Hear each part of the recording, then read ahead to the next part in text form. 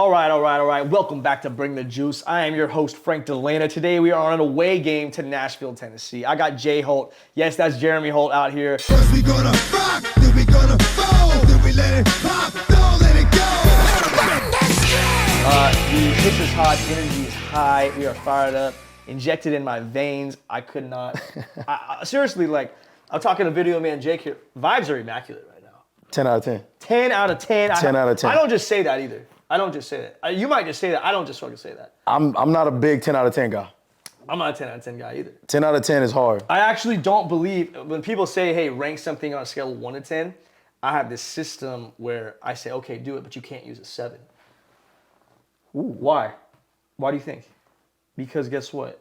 You see, if your buddy brings his girlfriend over, she's either an 8 or a 6. She's not a 7. She's not a 7. She's not a 7. You gotta have that honest conversation with him. You gotta be real.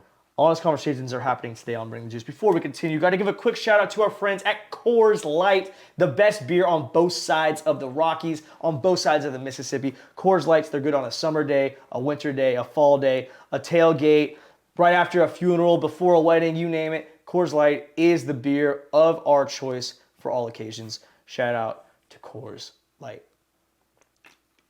All right, J-Holt. So let's just dive right into it real quick. Let's go. You're out here in Nashville. You have a lot of power moves pending right now. A lot of things already in development. What do you want to start with? Should we start with, let's start with this. Okay. You have your playing career. Yeah. Okay. At what point did you say, I'm going to go from a player chasing the dream to I'm going all in on the training side of things? So I would say I was done playing ball. Okay. In 2013. Did I know I was done playing ball in 2013? No. So I had opportunities to be, practice squad in the CFL, bounce around, go to camp, come back home, get cut, work out, stay in shape. But the transition period really started around 2015 when I decided, okay, I got to figure out how to kind of make ends meet, get off mom's couch and get a spot to myself. And so I got a job doing real estate. And I loved who I worked with, but I knew what I was doing was not what I was called to do. I knew it wasn't my passion. It was just something to keep the check coming in every month. And so in 2017, I did that for 2 years, struggled with it, battled with it. And in 2017 is when I started my training company full time. And that's when the wheels started going. And that's when I really decided, you know what, like everything from here out has a purpose. Right. And I'm doing this because I want to be someone who, God's filled my cup enough. I want to pour into others. And so I want to continue to just dig deep and find ways to give back and help everyone else become the best version of themselves and whatever that is, you know what I'm saying? So that's kind of how I got into it. And that's what got it going. That's what got it going. So there's so many, myself, when I was out in Utah training, I called it Frank Dalena's Health and Wellness. Yeah. Made a little account and shit. Started off with 4th graders. Yeah. Giving them wide receiver drills. Bro, Get the hips right. You know. Little catching. Yes. Little acceleration drills. Come on now. I know the basics. I did enough athletically to I know the basics. Yeah. So if you're a high school kid, this is all new information. Now I couldn't take do training in the NFL to that next level, and we'll get into that on your side of things. But once you decided you were going all in on the training side of things, what did you do to separate yourself from the pack? Because there's a lot of guys out there trying to do what you do. I separated myself because I want to say this. I thought one thing I did that a lot of people told me not to do, and I think everybody's story is different, so I'm not saying this is the right way to do it. 1,000 ways to skin. But I never said no. There was no job, no thing, no task that was too small for me. So I stretched myself thin. I never said no. I always made sure that I was available and willing to help somebody in the fullest capability. Because I feel like in this field, the moment you think you have clients or the moment you start losing them, you work for people. Everybody that comes in that wants to get better, I work for them because they need me to help them do something. So, hey, I need you to help me get faster. I work for you now. I need you to help me get open. I work for you now. I need you to help me lose weight. I work for you now. And so that's how I've always viewed it. And so while it was maybe a flaw at the time because you put yourself in positions to, when you say yes to something, you're saying no to everything else. But I never said no to helping people. I never said no to finding a way to make it fit in my schedule, make it work. And I think because of that, people really found some type of, There's a value in that. Value and work ethic in me that were like, dang, I rock with this guy. Yeah. And so that's kind of how I feel like I separated myself.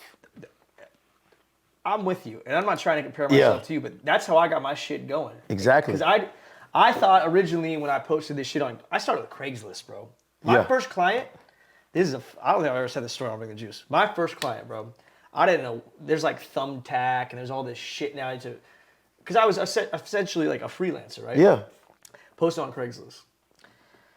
This old ass man hits me up, okay? I didn't know what my rate was. I didn't know anything. Dog. I knew I'm training, trying to go to the fucking Olympics, and that I didn't know what else I was gonna do to make money. My now wife was an assistant trainer at an F45 gym. Okay? Yeah. Within 3 weeks, I was the head trainer of an entire branch. Great bread, $90 an hour, great people, got rid of the community. I tried to get in this freelancing shit, did a couple of football lessons. This is bullshit, right? Yeah. First guy, Craigslist. He says, I'm 82 years old. He lived 4 miles away from my house. So it's reason, I'm going to him. Yeah. So I need you to be in-house. I just want to stretch. And I need somebody to help me stretch. Yes. And I was like, you know what? I'm a big hamstring guy. Huge hamstring guy. Fucked my hamstrings up. I'm huge on just preparing for your workout, preparing for your day. I am getting activated, bro. Facts. Hot tub, massage, freaking rollout, all that. Theragun. Preliminary stuff is huge. I got custom icy hots, just little old school secrets. I don't give a shit, man. I need to run fast. I'm gonna slap it on there. Yeah. So I have a little bit of personal appreciation for this dude. I'm like, you know what? All right, yeah. And he goes, how much? And I'm like, 40. Bro. 40 bones. Exactly. I mean. And I'm picturing how many jobs out there where I got buddies getting paid $40 an hour. That's the way I'm looking at it, right? Yeah. All this old man wants me to do is help him stretch out. I could do that. I've been stretched out a million times by other people, Yeah. Can't quite get the angle, get a little deeper here and there. You know how shit is. Yes. Bro, I get to this dude's house. I said, okay, what time? Like, I'm thinking, this is an old man. He's had nothing to do all day. He's going to stay like, house 10 a.m. Yeah. He goes, it needs to be 5 a.m. Ooh. I'm used to waking up early, so that's not a big deal for me. But I'm kind of like, but why? Yes. He tells me, this is sketchy, man. He's like, you got to walk through this house. It's my kids live at the house, but I live in the basement. And there's a back door to the basement. You started there. I'm on Craigslist now. Hold up. Wait a minute. I'm thinking, okay. So I get there, I knock, walk down the staircase. I've never had my butthole clench up so tight. I'm legit like, oh boy. I'm like, oh boy. Real vulnerable right now. I don't know where I'm at. I've lived in Salt Lake City for 2 weeks now. Nobody tracked my location. Yeah. I'm here by myself. I'm like, all right, I might have to knock an old dude out right now. Who might have hit that split release on him. Open the door. It looks like a knockoff SpongeBob SquarePants shit, bro. All this scuba gear on the wall.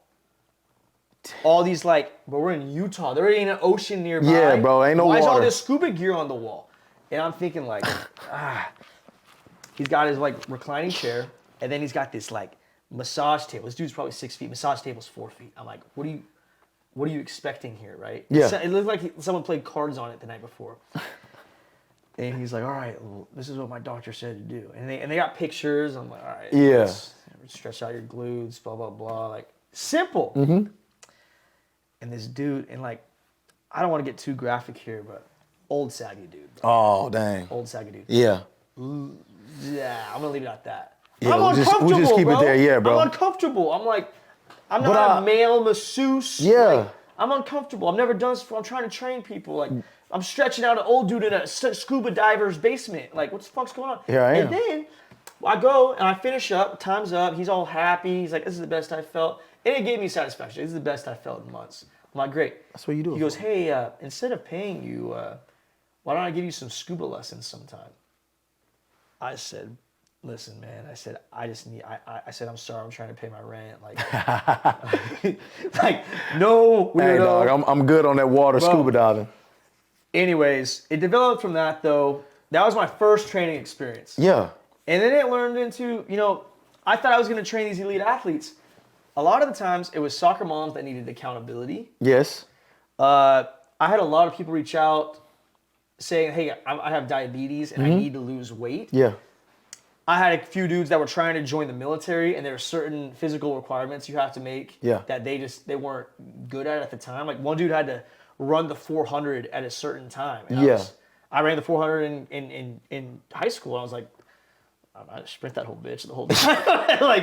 but I was like, you go fast, and then the last 100, you go faster. Like that's pretty much it. But we really broke it down, and I came up with it on the fly. It was when COVID hit, so I didn't have to rent out a gym. Instead, outside with it. Same place High School Musical was filmed at East High. Outside with it. I made it to where everything was body weight. Yeah. And I finally had a dude who he was like, "Yeah, I played D3 college soccer. I'm just trying to get a little more in shape. Summer's coming up." I'm like, "Bet." He's like, "Where's the weights at?" I said, "I don't got any weights. You don't need weights." He's like, "Well, how am I gonna get stronger?" I said this, and I said this to every client. Let's go through a session. If you want to sign up for for a 6-week program, let's do it. Yeah. If not, no hard feelings. Let it go. About halfway through, he's just throwing up, and I only did it because he popped off in the beginning. You obviously have some preconceived. Sure. Yeah. And I just told him, I said, "Listen, bro, you do enough push-ups, shit starts hurting. Do enough air squats, you will fall down. Burn, boy." And one thing I did, you talking about how you said no to nobody. I said no to nobody, but one thing I did, because I was still training at the time. Yeah. I did every workout with every client. See, that's real. I like that. Every workout with every I just don't feel like you can be someone in this field and look at somebody and tell them to do something that you're not physically willing to do. I just don't understand that. I don't understand either. I don't understand that. Like, I understand capabilities may come into play at times, and you may expect something more of one of your clients than you could actually physically do. Of course. But don't sit here and ask somebody to do something that, number one, you could never do, or number two, that you're not physically willing to do because you don't want to. I think there's a huge disconnect, too, in, today's coaching world. Yeah. To where I think, personally, I always respected a coach a little bit more if he played. For sure. Especially, for me, strength coaches, college football strength coaches, is a very dicey subject in the sense where it's like, dude, because you know this. I know the NFL is kind of a different program as far as those guys lifting. Yeah. College, the strength conditioning coach at a college football program, they make or break the team half the time. They spend more time with the kids than the coaches do. That's on recruiting visits. Yeah. Meet the strength conditioning coach. That's the dude who you're going to spend the most time with. A new coach gets hired. The first thing he gets is not an OC or a DC. He's probably got them in mind. First thing you need is a good freaking strength conditioning coach. Facts. Because you create the culture. Yes. And I've had 3 insanely, I'm blessed to have I had 3 great strength conditioning coaches. Yeah. Joey Bose, he's at the Cincinnati Bengals right now. He's been there since he left me, 6 years now. Yeah. Is Jordan Stallworth? Yeah. Nah, not Jordan Stallworth. Tommy Stallworth. Tommy Stallworth, Atlanta Falcons. Okay. And then Andy Ward, he came from Stanford. He was Stanford's head strength coach, came here at Fresno State. And 3 different total mindsets, brains. Yeah. Different cultures, different ways they go about it. Mm-hmm. Bose was the... Different philosophies, Bose was it's max day. You don't get that up. He looks at you and he goes, "Hey, bro, you kind of weak as shit, bro." He's that dude. And guess what? You can't say, "Well, fuck you couldn't hit," because he'll go up and he'll pump it. Easy. One time. Stallworth, military. We didn't touch a weight for 3 weeks. College football program. Didn't touch a weight. Toes behind the line. High knees. This cadence. How you do anything is how you do everything. One of those. Dude's quitting. Dude's fighting him. Yeah. I've never seen anything like this before. Yeah. And then you got the Stanford guy come in, Andy Ward, who's my boy. He brings the juice, and he's still there. And like, he's science about it. Yeah. He's effort, science, and energy. But it's all, it's detailed. Yeah, it's backed by data, so he's like, listen, like he gets here's where it. you're performing, It's here's where I not- need you to perform. Bro, Yeah. Tommy Stallworth, the middle one. We used to squat. Let's say we're doing heavy squats. Some sort of a sequence. Yeah. No problem. Whatever. That's normal. I've learned. He'll blow a whistle. A big ass tug of war rope in the middle of the fucking weight room. Doesn't matter. I went up against a 300-pounder one time. Oh, our starting left tackle against me, I was like 152. You gotta fight! I'm out here. And I'm like, hey, if I could like wiggle this dude and pull, you might be able to get something. I mean, dude, all the dudes got to lean back, and I got like 20 seconds. My shoes are slipping and shit. But his philosophy was like, hey, man, you're going to get thrown into the deep end of a pool. It's sink or swim, buddy. And that's not just football, it's life. Everything. It's everything. Everything. It's everything. And I completely feel you on that, bro. Like, it's you know this too. Like, your field, my field, there's no barrier to entry. No. So, like, anybody can grab a mic, set up a couple cameras. Sure. Hey, man, I'm a podcaster. Do it. Anybody Good. can go to Walmart, get some cones and a ladder, and call themselves a coach. Sick. And so we talk about the humble beginnings. We Yes. talk about how, bro, I was at people's house doing training sessions for $60. Drive to your house at 5 a.m. and train you for $60 because it wasn't about the money. It wasn't about anything other than what I wanted to help people with. I just genuinely wanted to help people. And I see that in you. It's like, it's the same thing. It's like you can go set up cameras and mics and call yourself a podcaster. Sure. But are you really doing it for the right reason? What's the motive behind it? For me, and like J-Holt, we were talking about it, like, bro, we see these guys on TV. Yeah. They're on your fantasy team. You wear their grown men wear their jerseys.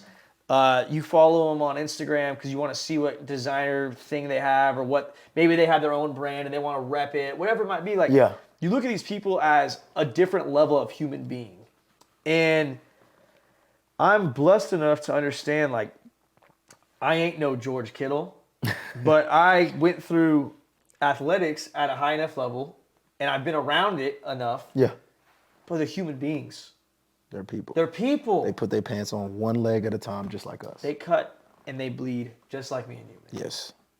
They do all of it, man. They have to do everything. They have a birthday. They wipe their ass after they shit. They do everything just like we do, bro. Fact. And it's one of those things where, like, I'm in it because I truly believe that there is a opening. Mm-hmm. Now that opening, it's a mile away and it's as big as a 9mm. But I got laser focus and I'm ready to go because I see these things. Turn me up. Here's what I see. This is just my vision, okay? Joe Rogan. Yeah. Different level. Whole nother level. Different level. Yes. Okay? He's going to get old. I don't know how long he's going to be in the pod game. He might do it until he's 90. I hope he does. Yeah. He's got his own wave. You got the dudes like Pat McAfee, okay? Yeah. Stirring the pot for the boys, good energy. I love it. He's got his wave, okay? Yeah. Then I think, like, okay, you got the Scott Van Pelts, Mm-hmm. okay? You think sports center, Scott Van Pelt's one of the top 3 words you think of Yes. immediately. But he's also on the news. Technically, SportsCenter's news. He can't say whatever he wants. He can't just interview. Kirk Herbstreit.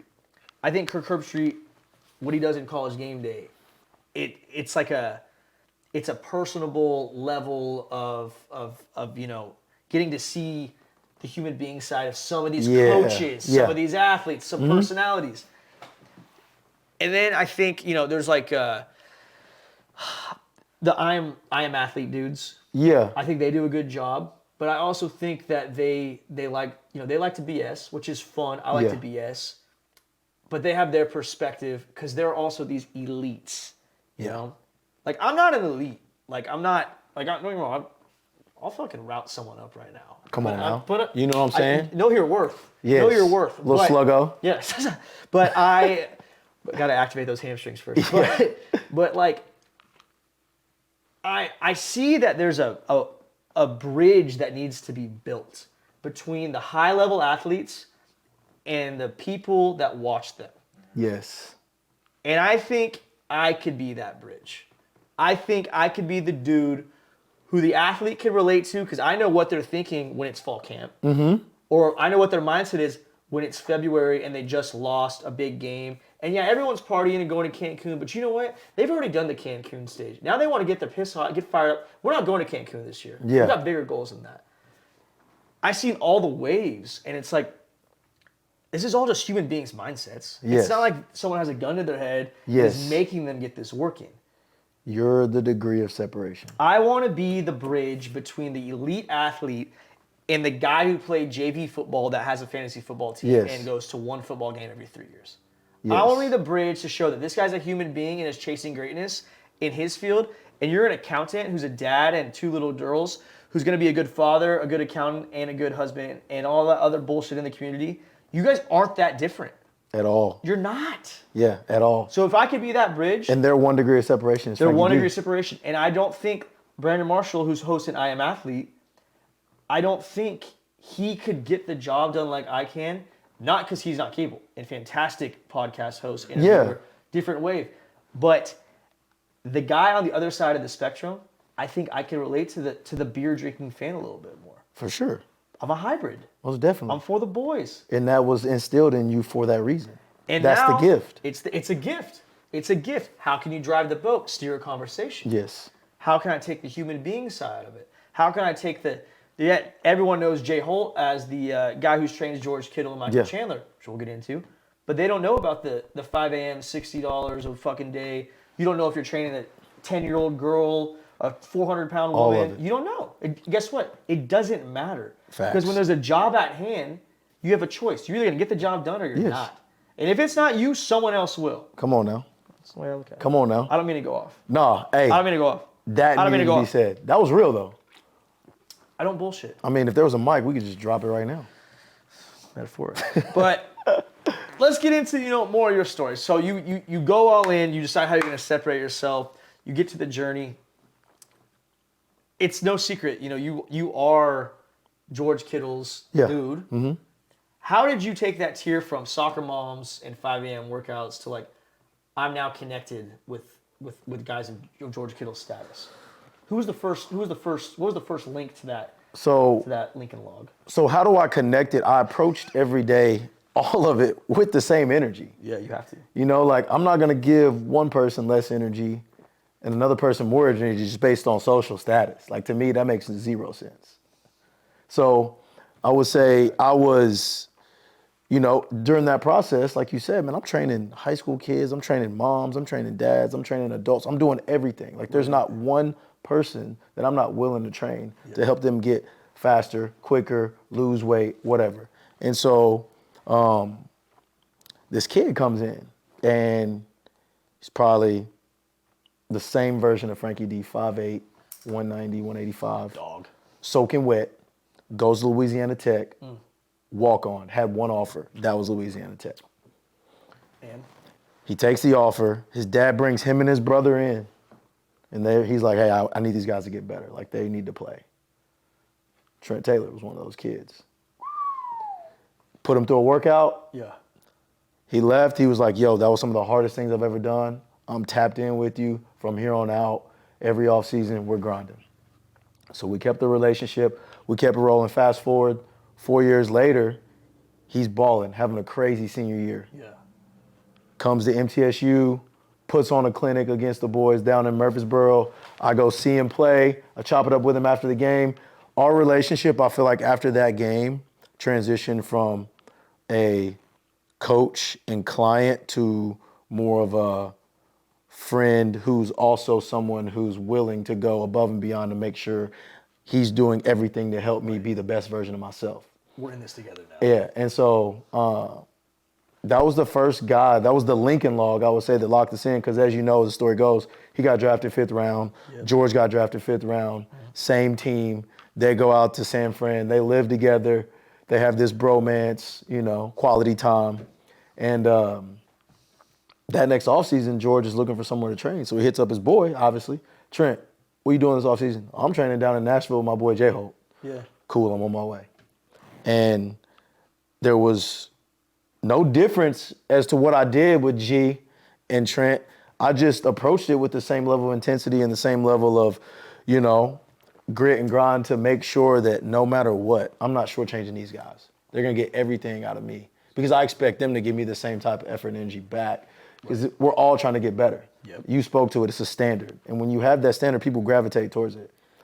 And I think that's how it got started. Next thing you know, George goes crazy.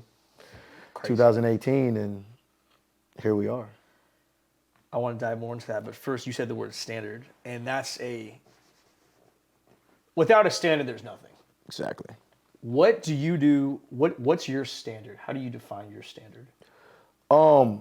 There's so many different ways to skin a cat, and there's so many different ways that you could say you're a coach. Sure. Like you said, you had 3 different strength coaches. Yeah. One was, effort, energy. One was military, and the other one was analytics. Yep.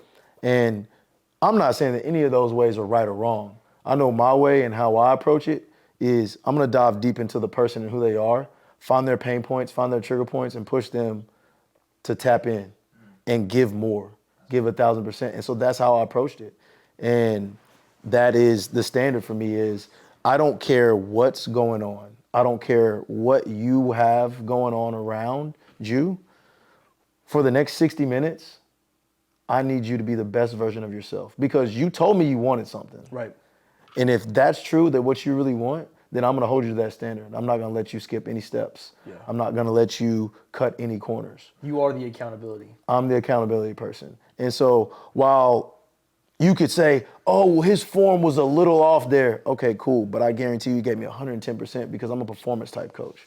Right. I'm going to push you. I'm going to encourage you. I'm going to motivate you. I'm going to make sure that you get the best version out of yourself. Do we need to do that over? No. You're okay, fucking cool. fire. But I'm going to push you. Like I said, I'm going to motivate you. I'm going to make sure that you give me 110%. And while doing that, it's not just some stuff that I saw on Instagram that I'm having you do. I've done all this stuff. I've been through all this. Like right. this is something that, I'm passionate about because I love what I do. Right. And so that's just kind of how I would say my standard is. Would you say there's a universal standard? I would say when you say universal standard, I do feel like there is more like guidelines, more like things that people feel like they should do. But I feel like when you're talking about standards, like to me, that's a heavy word. Yeah. Because when I say standard, I mean like there's no cutting corners. Right. Not even like, so for me, you could say, okay, people say work smarter. Some people say work harder. And some people say, well, I'm not going to work smarter, I'm going to work harder. It's like, what if you do both? That's why I look at it too. Like, what if you literally just say, I'm going to work harder than everybody. I'm going to work smarter than everybody. And I'm going to work longer than everybody. Because I think that's the thing that... Well, and like you said, so like that all correlates to the word time. And I think when you're younger, you don't really give a shit about time because you're like, I got all the time in the world. If you're playing college football, you got however many years of eligibility you got. That's how much time you got. Eventually it runs out. You're playing a different sport. Maybe you don't know when it's over. You don't always know when your last game is going to be your last game. But talking universal standard wise, there's only 24 hours in a day for everybody. It doesn't matter who you are. If you're fucking Tom Brady or some 8-year-old kid at a park, there's 24 hours in a day. And working smarter and harder go hand in hand in the sense of don't just go do a bunch of stupid shit because, look at how hard I'm working. And then don't think, I only did my 20 squats because that's strategically good for my body. That's not true either. Yes. There is a middle ground. And ultimately, going back to like me working at that F45 thing. Okay? Yeah. Bunch of soccer moms, some old dudes trying to get in shape, a couple of young college people, like whatever. The biggest thing I took away from that little expedition of life, everyone has their own speed. Yes. and everyone's definition of the best version of themselves is different. Facts. Just because there might be a dude who's 5'10", 200 pounds, and he's got the 70s on dumbbell. Well, there might be a woman who she's been coming to this class to lose some weight for her 20th year anniversary, and guess what? She usually picks up the 10s that day. She picked up the 15s. Okay, you got something going there. It's not always a pissing contest on who could squat more, who could bench more, who could run faster, who could score more touchdowns. Of course, we are in the mindset as human beings, we're statistical. Yeah, we're performance-based. We're performance-based. This is how it is. But that doesn't necessarily translate to upholding the standard I've promised. That's a fair facts. statement? Yeah, that's facts. So, using the iron sharpens iron approach, how have these guys, how is a guy like George Kittle or Trent made you better? Oh my gosh. I mean, in every way. Because you realize when you're working with guys of that magnitude, right, there's so much that you can find ways. And when I say so much, I mean, there's so much you can do with them, but it's such a minute and finite area of improvement for them because they're already at the less than 1%, right? Like, what am I going to tell Kittle, right? Like, hey, you need to come out of your breaks faster. He knows that. Like, I don't need to tell him that. I need to help him with that. We need to talk about, like, how we're going to beat certain coverages and certain leverages. And so they force me to literally look at the game through a different lens so I can help them achieve their goals of not just playing in the league, not just, having a good game, but becoming an all-pro. Yeah. Becoming one of the all-time great type. Like, that's the goal for me now. Like, how can I help him achieve his goal of being a Hall of Famer? How can I help this guy achieve his goal of solidifying himself as a 53 on the roster in the NFL team? How can I help this guy solidify himself as, being someone who's a reputable asset to an NFL team? You say goals. Do you have, I've been through different variations, like writing down your goals is important. Yeah, for sure. Very much agree in it. For sure. Do you have goal ladders or goal charts that you've kind of structured for your clients of, hey, this is how we're going to get to a certain point, or is that kind of on them individually? I wouldn't say it's on them individually. I'm not going to sit here and say, like, I structure out goals for people, but what I do is I typically keep them in the moment to where they understand that, hey, like, so for instance, I'm working with a kid and he just got ranked in the top one of the top cornerbacks in the country. High school kid. Yeah. And so there's actually a video I posted on my page. I told him, I said, listen, we're grateful for this. Very grateful for this, but we're never satisfied. And so I tell him, like, listen, like, the goal that you have for yourself that you told me was you wanted to play in the league. And I have multiple kids. Like, if I ask any of the kids that I work with, what's the goal? Coach, I'm trying to play in the league. Right. All right, cool. So why are you so happy and so, like, caught up on this one achievement? Is it part of the process? Yes. Do we want to be in the moment? Yes. Do we want to appreciate it? Yes. But you have to understand that you can never be satisfied. Okay. And so when I say goals, obviously you want to check mark, but never be like, okay, I did it. No. Now what's next? It's like, no, you should already know what's next. It's just like we talked about those followers, right? Okay, cool. I got this many. Cool. Now my next goal is this many, and this many, and this many. Well, reevaluating your goal, I mean, again, like we said earlier, like, you got a goal and you accomplish it. Your goal, I mean, I'm sure when you first started out your training, it wasn't. I set them low. You set them low. On accident. I did too on Bring the Juice. Yeah. Like, you set it low, like, it's natural. I don't think it's a bad thing necessarily because you want a goal that's attainable. Mm-hmm. And then you kind of got to restructure your goals where it goes from, okay, I want 10 clients and bring in this much and make this much of a difference to, like, okay, we want to scale that. And then there hits that point where you got to become strategic almost. Yes. Of, like, I don't want to just have one episode of Bring the Juice every week. No. I want top athletes who have a story of overcoming adversity that can explain me being the bridge of the elite mindset it takes to chase greatness. So how can I be that? And then, like, you can't, it's not just cold calling anymore. Yeah. It's like, yes, there is those cold calls because everyone does have a story, don't get me wrong. Yeah. But trying to reevaluate like your goals, what should come next, it becomes more difficult. And like I say, the higher you climb the mountain, the steeper that bitch gets. And also, the steeper that bitch gets, there's also dudes at the bottom with bow and arrows trying to knock your ass off. Every single, I was that guy. Constantly. And so for me to not be, like cognizant of the fact that there is somebody down there looking at me saying, target on your back. I want to be that. I want that. Yeah. I'm going to go to Walmart. I'm going to get me a ladder and some cones, and I'm going to start training people because I want to train those people, and I can. Dude, you should know the amount of people that have bought microphones and like. There's no like we talk like like I'm gonna like help me out bring the juice hats to success, like I'm gonna start a pod. Okay, bet. Yeah. Dude. And kind of even going back to what you spoke on about how you do want to like setting goals. Like you do want to be realistic about it. Like the biggest lie that we're ever told probably is you can be anything you want to be. It's like we got to be realistic about it. Like there are gifts that are given to us that we're supposed to utilize. And if that gift is based on what you want it to be, then great. But sometimes you got to identify your gifts before you choose what you want to be. And so when you set those goals, they may be realistic and easy to achieve, but the further you go, like you said, like you got to realign them. I thought, like if you look at my goal sheet, I thought I was going to be training OBJ and, Jamar Chase and Justin Jefferson and all those guys. I'm training tight ends.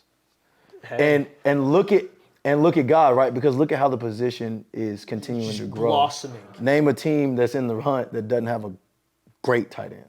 Yeah. You can't do it. You can't. Because the position has continually grown and matured thanks to some of the guys that we work with, right? Thanks to those guys that have continued to push the position forward in the right way. Pioneers, right? And so you got the guys who came before who put them on the map, and then you got the guys now who are continuing to drive it. And so you just see how your goals now have to get more strategic. Yeah. And the higher you climb, the more strategic they got to get because the mountain gets steeper. I mean, transitioning to tight ends, like definitely the positions developed like crazy. I've interviewed a few league tight ends now, and like I'm impressed on just that Travis Kelce is kind of become his own wave. Kittle's become his own wave. But like even like a Mark Andrews, like people disrespect him in total sense. People forget about Adrian Gonzalez back in the day. Yeah. Did I say that right? Adrian Gonzalez? Aaron Gonzalez. Falcons? Chiefs. Tony Gonzalez. Aaron Hernandez. You were thinking Aaron Hernandez. Combination. Whatever. Fucking tight ends are hooping right now. Antonio Gates, all those dudes. Gates. A lot of pioneers that come before. Shannon Sharp. We can sit here and name all day. You can name some great Get the list out like LeBron does and just acts like he's like... Bro, did you see that clip? Bro, that's wild. Did you see that clip? That boy's flogging. That dude, that boy was flogging. Somebody did a side-by-side, and they were like they found the page he was reading, and they were mapping his finger up with it, and you could almost see the reflection in his eyeballs. I swear to God, because he like scrolled too far and missed somebody, and all he saw was the word Pitts. Like, yeah, Dawson Knox. Yeah, a Pitts, and you're just like, yeah. It's cool, bro. You don't have to be perfect, bro. It's all good. It's all good, man. I think because it is what it is. He's one of the greatest to ever do it. But tight ends, like, so you're involved with Tight End University. Mm-hmm. How did that come about? Were you there? So on honestly, like the groundbreaking side or what? I get a lot of credit for Tight End U, and it's honestly all George, Greg, and their marketing agency and Travis. And so honestly, what happened was that's a big three. That's a big dynamic, like three-headed goat. Yeah. So different vibes too. Where I was very valuable was the fact that they knew that I was the only person that they could reach out to and get it done in the way that they had envisioned getting it done. So that's where my expertise came into place. It wasn't that they needed me to start Tight End U. No. They needed me to help put it on. Hey. And there wasn't anybody else that they wanted to do it with. So it was a thing that came to fruition because we already had a hub, per se, of tight ends coming down here. And I don't know, George can tell the story, but I know that Greg was coming down here for some event in Nashville. And it was kind of thrown out lightly. Hey, man, why don't you come down and train with the boys? We know you hung the cleats up, but, like, we got all the tight ends down here. And he was like, listen, dog, my playing days are over. I'll come down there and give you a few pointers. Sure. And next thing you know, G's like, well, if you're going to give us some pointers, I'm going to invite more people down here. And they're like, tight end you. Boom. Wow. Let's make it happen. Who can we call? Who's the face of tight ends? Travis. Boom. Let's go. Get some sponsors. Sharman. Set up a location. Charmin, Levi's. Yeah. Let's make it happen. Chubbies. I'm a big Charmin guy. You know? Everybody loves a good tight end. Yeah. Mm-hmm. I just think it's so unique. Like there's nothing else. Well, there's nothing else in the sport, in like any sport. You gotta understand that the tight ends have a unique mindset, more so than any other position group, really. And when you understand that comparison is the thief of joy, and you can literally say, you know what? I'm not comparing myself to you. Like I'm using you in your success, and I'm happy for you, but I'm using that to push me to be better. Because I'm not complacent. I want to compete. Everybody's got that dog in them. If you don't have that dog in you, then strap them up. Like take them off and find something else to do. Dead man walking. 100%. Exactly. So just because these dudes help and give each other pointers of how to do well doesn't mean that they're not like, all right, now I got to stay on my P's and Q's because I got to get my stuff done. Exactly. All right, like there was that few years where everybody was healthy and Trav would have the best season the Titans ever have. Right. Then George would have it.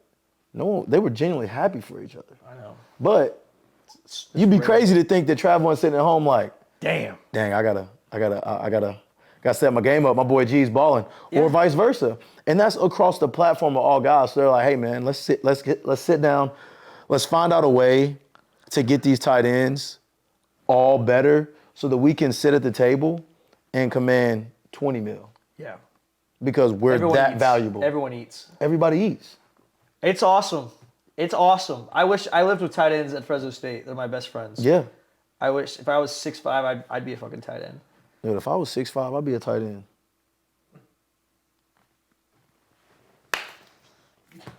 Instead, I was a little running back. It's all good. Running backs. I mean, that's fucking Y'all awesome. hold on, dog. You gotta hang in there. I love the tight end you though, man. That's unique. Bro, unique. It was a very unique and opportune thing for them to jump on. Right. And I'm it. very, very, very fortunate that they had me become a part of it and be as big a part of it as I am. J-Holt, that's And so, obviously, there's some more things that we're trying to work on and kind of continue to push that and increase my involvement with it. So, let me know. Yeah, for sure. If you need a big energy guy, let me know. I can come bring the juice. Just let me know. I mean, that's literally you. Bring the juice. I'll get everyone fired up. Let's go. Fucking love Give you a shit. microphone out there. Let's go. Let's go. So we talked a lot football, and then I know you got a sideways dynamic where, you do got Michael Chandler. Yeah. I know he's a Nashville guy now, right? So Mike's origin or genesis with me was as organic as it gets. I'm talking about like straight up DMs. You shot your shot? No, he shot his shot. So this goes back to. I'm honored to have gotten a response from you.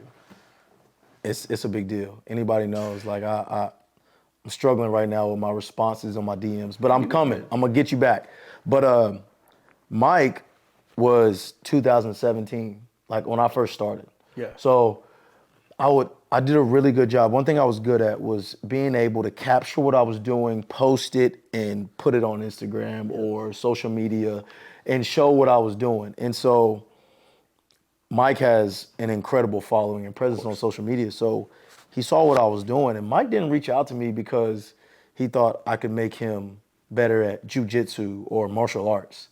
He reached out to me because he was like, that dude does all type of twitchy, fast-paced training, and I want to be a part of that because I feel like that can help me in the octagon. And so he reached out, and he was just like, hey, man, I'm moving to Nashville. I don't really know much about the city, but I see what you do. I like what you do. I'd love to get a session in. And me, I'm like seeing the photo. This dude's like Bellator, got his face cut. I'm like, oh, this is a fighter. Yeah. And so naturally my mind goes to, all right, now I got to learn how to train this dude how to fight. Yeah. And so I'm trying to think like, we talked about, I don't say no. Right, I'm like, right. bet, bro, I got you. Yeah. I'm like looking up martial arts videos. I'm like, yo, I don't know what I'm about to do. Watching So he comes Karate in, Kid and shit. and I'm like, hey, here goes this med ball. And we're slamming med balls and pushing sleds and doing all types of stuff. But I never switched up. I was never like, hey man, we're gonna do a back house round kick into a karate chop. You stuck to your program. I stuck to the program, Right. and he saw the genuine person in me that was saying, hey, listen, this is how this is gonna help you in Octagon. Because I straight up told him, I was like, listen, bro, I don't know nothing about this. Yeah. I don't know nothing about Ain't no karate. that. All I know is I'm gonna get you quicker, faster, and stronger. Right. And he was like, perfect. And I think that kind of vulnerability and openness and being, real with him Right. is something that he was like, I rocks with this dude. Like, and then the workouts were hard. Yeah. Like just another level of hard. Like I held him, I pushed him, I made him do things that I wouldn't ask someone else to do because He needed that. he needed that. Yeah. He needed that. And it was cool to see like how our kind of time together has continued to grow, just like with the same with Kittle and all those other guys. Like we started here and now we're here and we still been rocking together for so long. Like I've seen him at Bellator, win in Bellator, come over to UFC, knock a dude out in 10 seconds. That's awesome. And just been with him every step along the way. And he's been one of the realest dudes, one of the best people to work with, Right. better human being than, anybody. Like he's the top. I've heard top great tier. things about him. Oh, he's one of one. He's incredible. So what about Athelite? Is that how, did I say that right? You said it right. Athelite? You said it right. Yeah. Fresh off the spot right now. I Yeah. mean, I was looking at the website. It It wasn't all the way up. it is a revolving door, Okay. and it is athletes, it's adults, it's kids, it's a bunch of great dudes who are very like-minded to me, and who genuinely just want the best for people. We have an incredible team of coaches who are all very, very, very good at what they do in their own way. And we all provide different dynamics. Like you said, like those three string coaches. Well, we got 4 guys, myself, Curtis, Austin, Brock, and we all provide our own energy and our own ways of thinking and philosophy to a workout. And we honestly just help everyone in the community get better. That's the whole goal. It's like we want to create an environment, an atmosphere where you don't have to be George Kittle just to work out with us. Right. You can be a mom who just dropped her kids off at school who wants to pull down and work out with us at 9:30. Yeah. Or you can be a dad who wants to get out of the house at 5 a.m. and come work out with us before he goes and starts his day. Or you can be a kid who literally is just starting to play football, your first year of tackle football, or your first year of soccer, whatever it is, and you want to train with us. We have a way of connecting with anyone and everyone in whatever phase or walk they're in through their life. That's huge. Yeah, and we love it.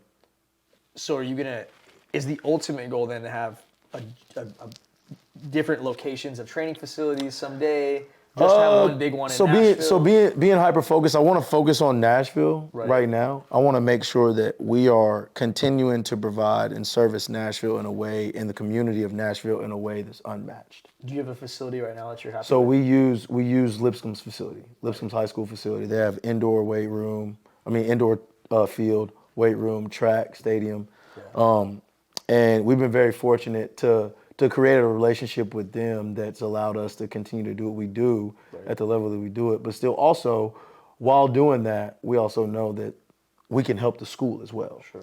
And so there are things that, we kind of give and take with each other to help push that and keep that relationship going to where everyone wins.